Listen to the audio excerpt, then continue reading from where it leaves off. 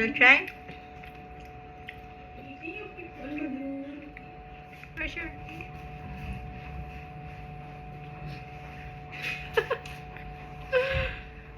This matigas na beef. Matigas na beef. Just for the juice. And then I need to hold it para hindi niya makain. This is just for tasting.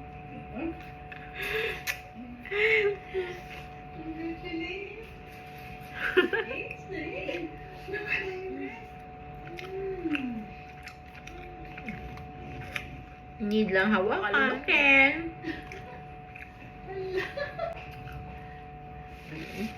Because we are a natural meat eater.